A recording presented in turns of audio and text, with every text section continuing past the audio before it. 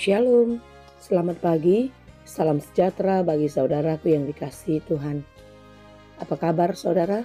Semoga baik ya, dan tetaplah penuh semangat pengharapan di dalam Tuhan kita.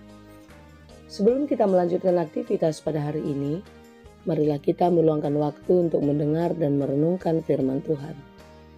Biarlah Roh Kudus menerangi hati dan pikiran kita, sehingga firman Tuhan bekerja dengan leluasa menuntun dan mengajar kita, dan memampukan kita untuk mengerti setiap rencana Tuhan dan menjalani kehidupan dengan lebih baik.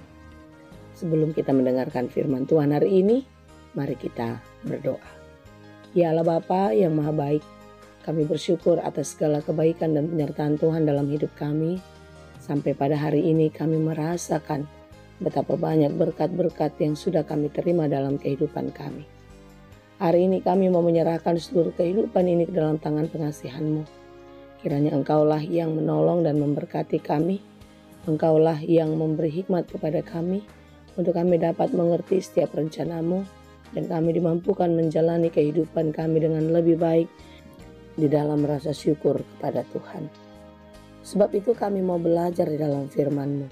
Kami percaya hanya firman Tuhanlah satu-satunya penuntun hidup kami, yang memberikan hikmat kepada kami untuk mengerti setiap kehendak Tuhan di dalam kehidupan ini. Sebab itu ya Tuhan, kami telah siap mendengarkan firman. Berfirmanlah Engkau.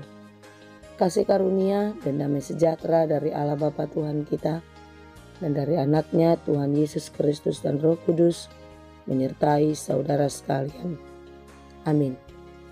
Firman Tuhan untuk kita pada hari ini yang ditetapkan menurut Almanak HKBP, Kamis 20 Maret 2025, tertulis dalam kitab Yohanes 14 ayat 14. Dalam bahasa Batak dan bahasa Indonesia demikianlah dikatakan. Molo dipangidohamu manang ahasian au, marhite-hite guarhu, patu pauku mai. Jika kamu meminta sesuatu kepadaku dalam namaku, aku akan melakukannya. Demikianlah pembacaan firman Tuhan.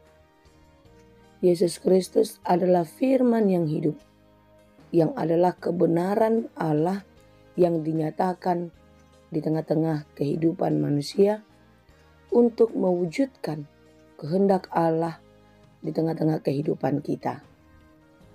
Allah hendak menyelamatkan dunia. Kasih-Nya yang besar dinyatakan di dalam Yesus Kristus agar kita beroleh keselamatan yang kekal. Saudara-saudara yang dikasihi Tuhan, di dalam menyelamatkan manusia, Yesus mengalami penderitaan. Penderitaannya sangat besar. Ia mengorbankan dirinya, bahkan mati di kayu salib untuk kita. Oleh sebab itulah saudara-saudara yang dikasihi Tuhan, semua orang harus melihat dan merasakan betapa besar kasih Allah yang telah dinyatakan di tengah-tengah kehidupan kita. Oleh sebab itulah kita harusnya percaya, tidak mudah lagi berubah, diombang-ambingkan oleh arus dunia. Sebagaimana murid-murid Yesus yang telah menyaksikan penderitaan Yesus, sebagaimana murid-murid Yesus telah melihat sendiri apa yang telah dikerjakan Yesus tengah-tengah kehidupannya. Dan ini tidak lagi membuat mereka ragu untuk tetap percaya kepada Tuhan. Oleh sebab itulah saudara-saudara yang dikasihi Tuhan, di dalam percakapan ini, Yesus menegaskan supaya murid-murid menjadi saksi di dalam kehidupan. Saksi berarti mereka menunjukkan iman kepercayaannya secara penuh kepada Allah, di mana ketika mereka percaya dan menjalani hari-harinya di dalam penyerahan kepada Tuhan, mereka akan melihat janji Tuhan akan dinyatakan. Apakah janji Tuhan? Janjinya adalah penyertaan. Penyertaan Tuhan akan membuat manusia dikuatkan, dimampukan, dan terus dapat menjadi saksinya di tengah-tengah kehidupan. Penyertaan Tuhan membuat kita kuat dan berani untuk menyaksikan kebaikan-kebaikan Tuhan dalam hidup. Sebab itulah pesan firman Tuhan kepada murid-muridnya dan juga kepada kita tidak cukup hanya mengasihi di dalam perkataan atau ucapan belaka. Tetapi mengasihi itu diwujudkan di dalam perbuatan kehidupan nyata setiap hari. Inilah sebagai bukti kesaksian. Inilah sebagai bukti pemberitaan Injil terjadi dalam kehidupan kita. Janji Tuhan kepada kita ketika kita percaya kepadanya itu adalah kekal selamanya. Di mana janjinya Dia akan memberikan apa yang kita perlukan. Memberikan apa yang kita minta. Dalam ayat renungan kita hari ini dikatakan, jika kamu meminta sesuatu kepada aku dalam namaku, aku akan melakukannya. Jadi kalau dikatakan dalam namaku berarti di situ ada keberimanan. Fokus kepada tujuan permohonan, yaitu kepada Allah. Lihatlah, ketika kita percaya sepenuhnya kepada Tuhan dan kepercayaan kita itu terlihat di dalam kehidupan kita setiap hari. Apapun yang kita rencanakan, apapun yang kita lakukan, kita membiarkan Tuhan ikut campur di dalamnya. Bukan mengandalkan diri, bukan mengandalkan kekuatan sendiri, bukan juga mengandalkan dunia ini. Tidak ada satupun yang kita punya, yang dapat kita andalkan untuk menolong kita, untuk membawa kita kepada suatu keberhasilan yang kita harapkan. Tetapi kita yakin dan percaya jika segala sesuatu dapat kita miliki, semuanya adalah karena perkenanan Tuhan. Sebab itu saudara-saudara yang dikasihi Tuhan, apapun yang kita rencanakan, percayakanlah atas penyertaan Tuhan.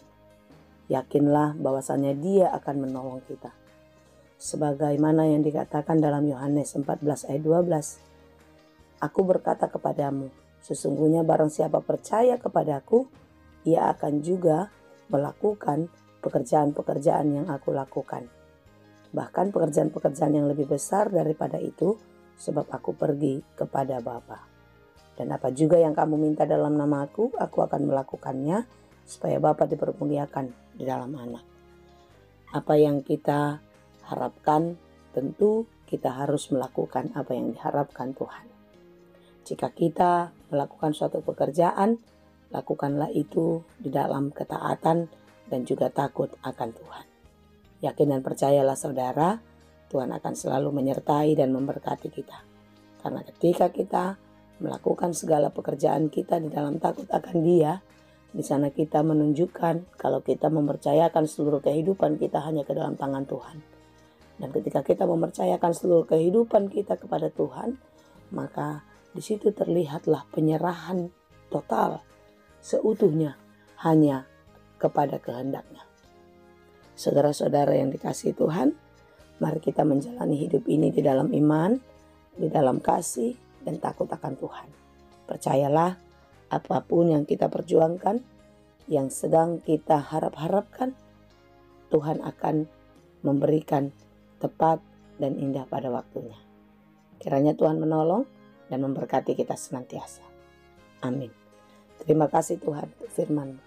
Terima kasih Bapa untuk setiap hari Engkau telah mengingatkan kami untuk tidak pernah berubah di dalam kehidupan ini. Mampukan kami untuk tetap setia, percaya hanya kepadamu.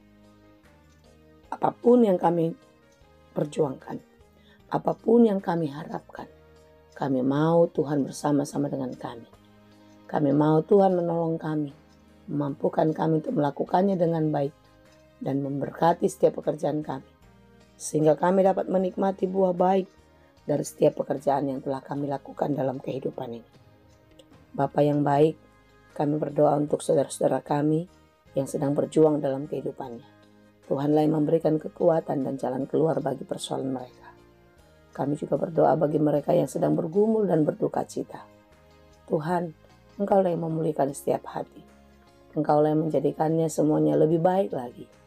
Bagi mereka yang terdampak bencana alam, Tuhan, berikanlah kekuatan, berikanlah pengharapan bagi mereka untuk terus percaya dan melihat kebaikan-kebaikan Tuhan akan terjadi atas hidup mereka. Kami berdoa bagi saudara kami yang sedang sakit. Tuhanlah yang memulihkan dan menyembuhkan mereka dari sakit penyakitnya, sehingga mereka dapat melihat betapa besar Engkau ya Tuhan, dan kehidupan mereka terus menjadi saksi bagimu. Terima kasih Bapa. Kami menyerahkan seluruh kehidupan kami, seluruh pekerjaan kami. Kiranya Tuhan menolong kami supaya kami dapat melakukannya dengan baik. Dalam Yesus Kristus kami berdoa. Anugerah Tuhan kita Yesus Kristus, kasih karunia Allah Bapa, dan persekutuan Roh Kudus, itulah kiranya yang menyertai dan memberkati kamu sekalian. Amin.